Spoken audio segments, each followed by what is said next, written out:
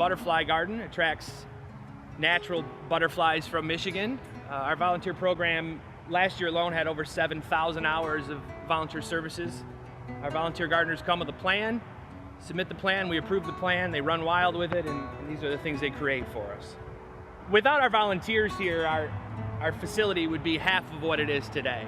One of our most attractive indoor facilities here at the zoo is the butterfly garden inside of the Wildlife Interpretive Gallery. Keep things flowering throughout the year. We try to have blooming from January to December. So one of the challenges is getting proper lighting and maintaining heat. Because of where the butterflies come from South America, they could bring in a parasitic wasp. So once they're released into that building, all trimmings that come out of it have to be bagged, frozen for 3 days. After the 3 days, if there were to be anything on it, it would be considered dead or dormant at that time, and then it can be disposed of.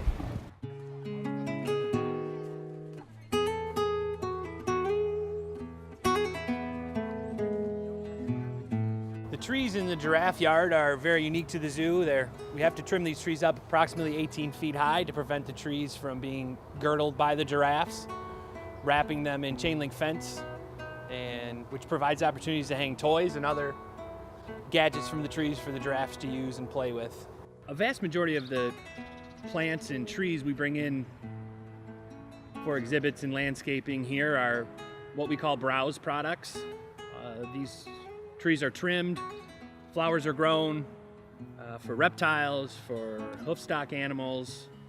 Mulberry, for an example, to most is a messy tree. To here, it's a gold mine that is fed out to almost all animals here at the zoo. We're growing, we got over 4,000 bare root aspens to grow off-site or backstage for enrichment for the beavers. We'll take them, and there's metal sleeves inside of the beaver holding area that we can put them in the ground to resemble a upright growing aspen tree for them to gnaw on if they choose to. Typically, the beaver will gnaw a tree like that, tip it over, and then it eats the real fine tips of it. Or they'll eat the bark off some of the more tender parts of the tree. So we're doing that to try to replicate actual aspens growing out, in an area for them to have. They look natural, they are natural, they're real.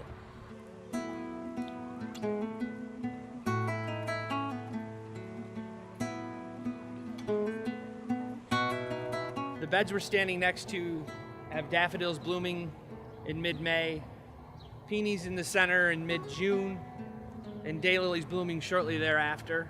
We have approximately 6,000 plants, most of which that have been hybridized by staff. This provides color from May 15th in hoping to frost season. Prettiest spot in the zoo to me would be what we consider our mall on the east and west sides of the fountain, from my opinion, from the reptile house, passing through the fountain to the carousel.